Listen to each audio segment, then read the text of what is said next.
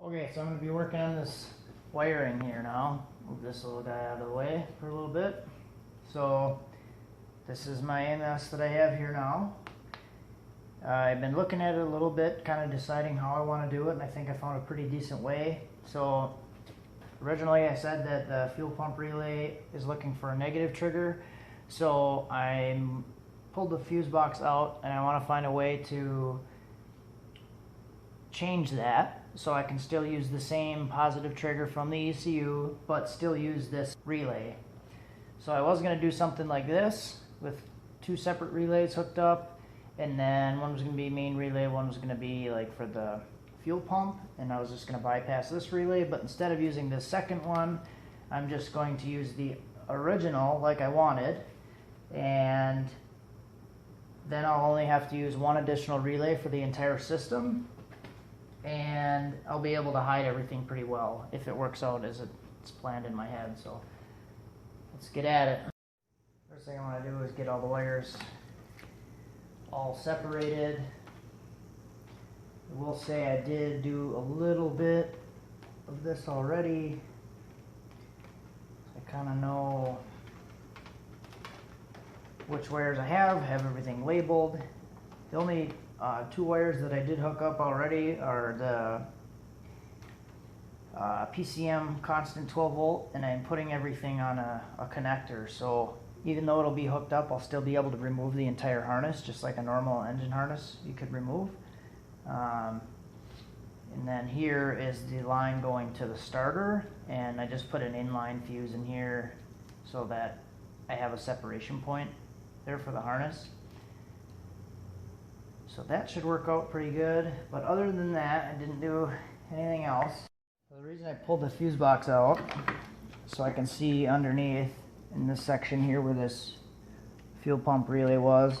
I know that this blue-orange wire is the fuel pump relay trigger, and then there's a red wire in here that is the 12 volt positive that goes to the relay. So what I'm going to do, because this needs to be a ground, I'm going to cut this wire here, and then I'm going to splice it over to this ground wire right here.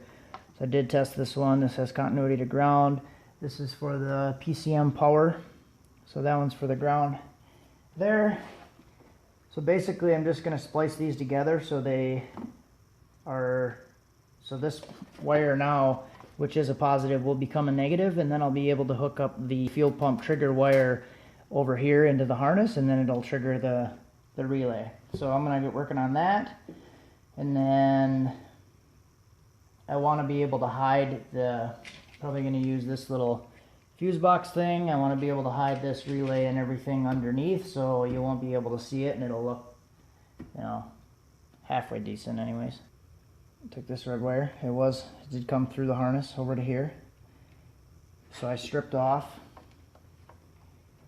some of the black wire. I didn't actually cut it though.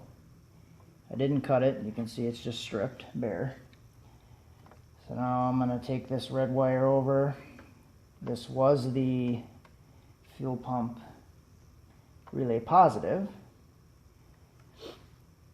And now it's a negative. It should be a negative. So just to test it, I'll take a alligator clip, and this blue-orange wire is the same blue-orange that comes over to the relay.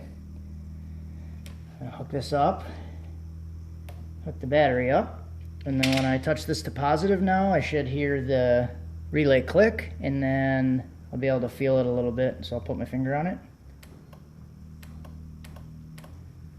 So now it's actually working. I can hear it, and then if you were looking at all, you'd be able to see the needle, because I still have the fuel pressure gauge hooked up.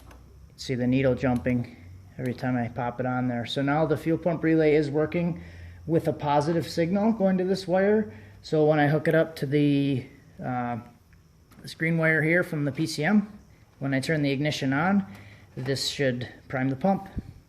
So what I did now is I took the black wire and the red wire, soldered those together, and I'm also going to use this red wire to be my ignition source for the the relay to turn the main relay on. So when I turn the key on, this will turn the main relay on. So instead of just leaving this wire hanging out just bare and then using a different ignition source from somewhere else, I'm just gonna repurpose this, and then that'll work perfectly for my main relay harness.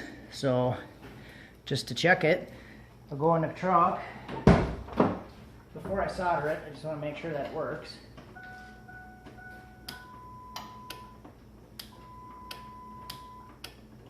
So you hear it clicking. That's a good sign. That means it's working how I want it to be. So now I'll take this one, solder it, tape it up, and then these other 2 wires are going to be for the pass-through for the power for everything else. So all the rest of the switched ignition 12-volt sources. So like all the pink wires that I have, I'll hook this up to a constant 12-volt battery source, and then these will go to the ignition sources. So this is the bottom of the fuse box. Basically the wire cover section on the bottom that I was kind of working through before.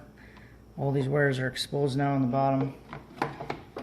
So I took this and then modified it a little bit to put this fuse box section on the bottom. So I used some epoxy, used a couple bolts, and drilled a couple holes in the back. So what I would like to do is something that I think is going to work out pretty well. So I'll try to do this with you guys watching here. So this section is going to go back into here. And you guys can probably see what I'm going for as you're watching. So these 2 wires are going to go in the back through here, and then this is my main relay. That's going to power everything up. So this is actually going to fit the way that the fuse box works right inside there, because there's not very many wires on this side. So just make sure that I clean up all the extra wires hanging out so I don't pinch anything. And I'm going to try to suck this down. Oh, yeah, there's a flap in the back. And I just got to shimmy this together.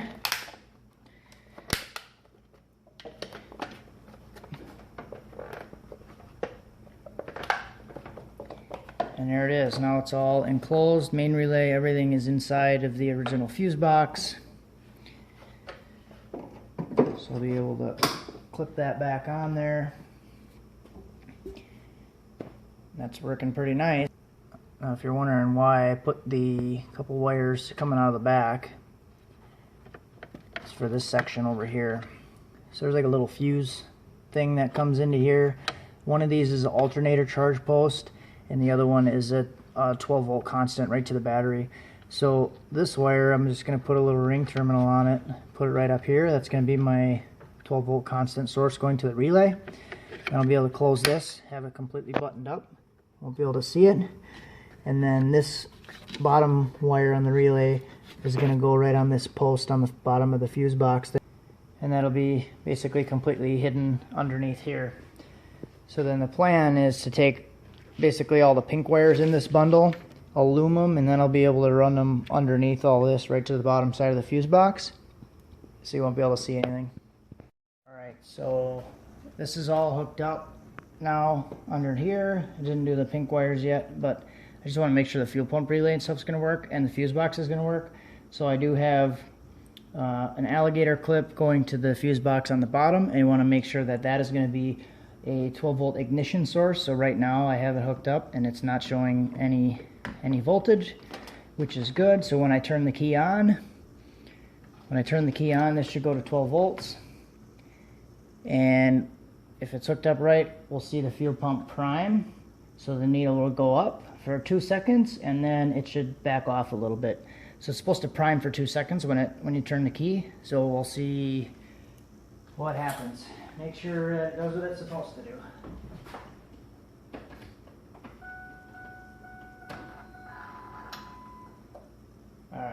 So you saw the needle go up, it did prime and backed off a little bit, pump shut off, and now we're sitting at 12 volts.